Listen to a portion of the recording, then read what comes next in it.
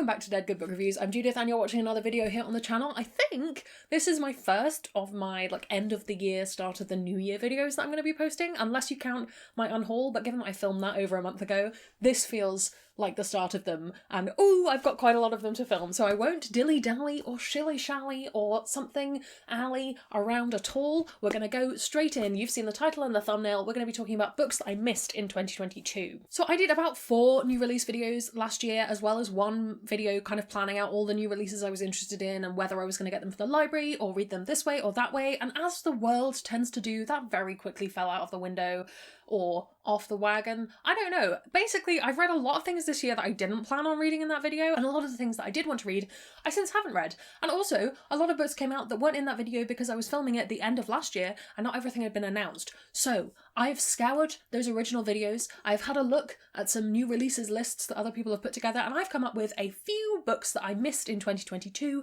that I felt it was worth talking about. I have these split into 3 categories, the first of which is books that I've talked about that I was thinking about reading that I probably won't get to, and the reason for that is that they're probably going to be too YA for me. Now, at the end of last year, I was still reading quite a lot of YA. I've not stopped reading YA whatsoever. I still pick up the odd one or two, but I definitely think that 2020...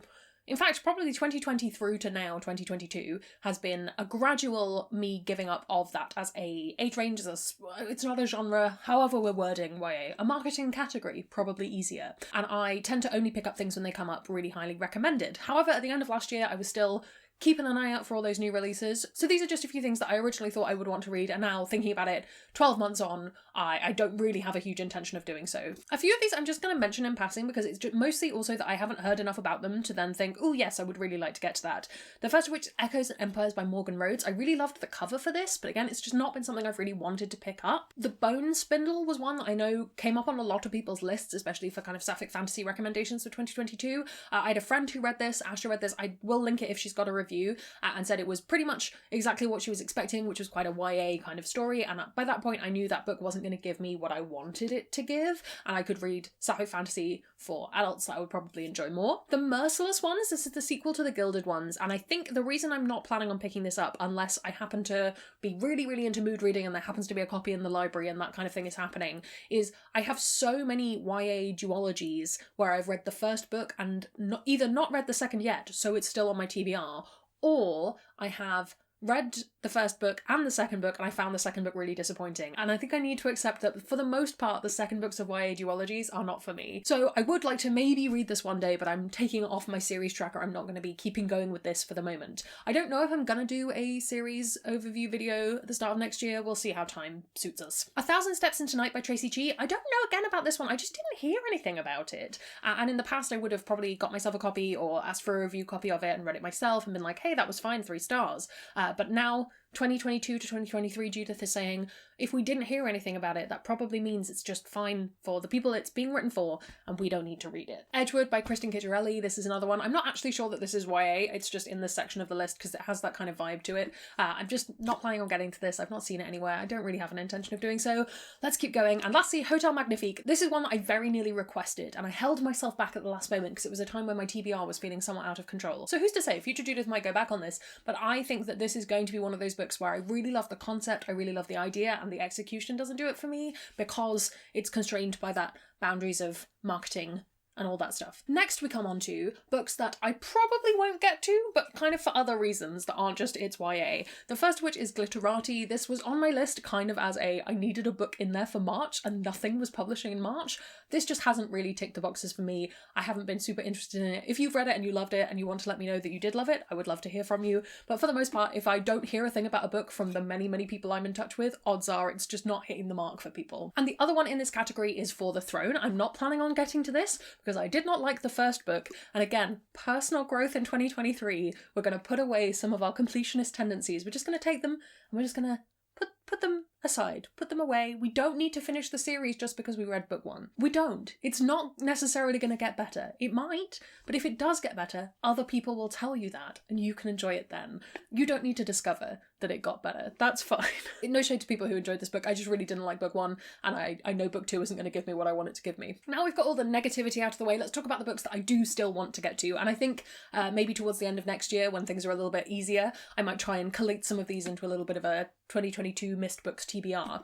First up, I have Sophie and the Bone Song. This is just looking really, really exciting. I actually have this saved on Scribd, so I will be getting to this. I'm just working through that list as I work through my main TBR as well. I just think this looks really exciting. It looks really good. I love the cover, and I've heard good things about it. This is all in a bit of a jumble. I can only apologise. Goliath by Tochi Onyebuchi. This I've been really wanting to read, particularly since I reread Riot Baby earlier in the year. Angela has talked about this. I just know that I haven't been in the right headspace to read this book yet, and I'm going to wait until possibly the summer of next year when I have a little bit more of a break and I can really delve into it, but it is something I definitely want to read. The Girl Who Fell Beneath the Sea by Axio. This is one of those books where I maybe would have gone like, oh, is this going to be for me? I don't know. But I have two friends who've absolutely loved it. Asher and Justine both really love this book, so I know I'm going to like it. I just need to wait to get a copy and then I can read it and enjoy it myself. In a Garden Burning Gold. I feel like I brought this up so many times this year because I absolutely love the cover. I think it's beautiful. And I've heard one person talking about it. I can't remember who that was, and if that was you, I apologise. I have completely forgotten. I have a memory like a sieve.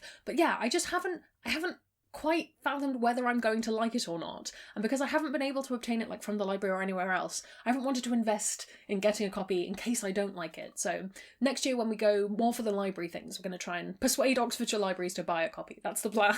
This Wicked Fate by Kaylin Bayron. This is the sequel to This Poison Song. I did actually have this on my TBR at one point, but I was on a book buying ban, so I couldn't obtain it. So we're just left hanging a little bit. I do really want to read this. I would like to see how the sequel goes. Is this going to be another case of YA, first book really strong, second book a bit meh? I don't know. I hope not, because I think it's not Kaylin Bayron's first, like This Poison Song Heart. It's not behind me anymore. That book wasn't Kaylin Bayron's debut, so I feel like with 3 books in, you know, it might be okay. But I do want to keep going with that series, so I will get to that at some point. Bloodmarked. I'm so annoyed at myself that I didn't manage to read Bloodmarked. The publication date changed. I had it booked as a slot in my TBR, then the publication date changed and I didn't move it. And I'd already done my reread of Legendborn and it just didn't happen. It didn't happen, but I'm really excited to read the sequel. I definitely want to. Yet another one. You're seeing a theme. I just didn't get to sequels this year. Misrule. This is the sequel to Malice. I have a feeling this is going to be pretty fine, but I really liked book 1 and I would like to just see what happens to these characters because it ended on a bit of a cliffhanger and I'd like to reread book 1 and read book 2. I want that. I want that for myself. Moving towards the end parts of the year, The Sunbearer Trials by Aidan Thomas came out. I really liked Cemetery Boys. I wanted to read Sunbearer Trials. I was in that kind of state of, is this going to be too YA? Am I setting myself up for failure that I'm going to be like, well, that book was fine, but I'm an adult now. However, thinking about it now, I still really want to read the book and I really want to support the author, so I will be obtaining a copy of that in the near future. We're down to the last 2, don't worry. The Unbalancing by, it's either RB or RN Lemberg, I can't remember, but the cover will be up on the screen for you. This is the first full book in the Birdverse universe, which is the same universe as the Four Profound Weaves, which I absolutely loved. Really want to read this. It just passed me by towards the end of the year. Things have been very busy trying to read for Overbooked and other things. It's just not been doable, but it will happen in the future. And lastly, The Lost Metal by Brandon Sanderson. This I only didn't get to because I haven't read the other books in the series yet, and I would like to get to it. It's just, I know this was a big release from this year that I just haven't had time. I haven't had time. All of that being said, I have read a huge amount of new releases this year. I do plan on doing a similar to last year tier ranking all of the 2022 releases that I did read. I just need to figure out the tiers.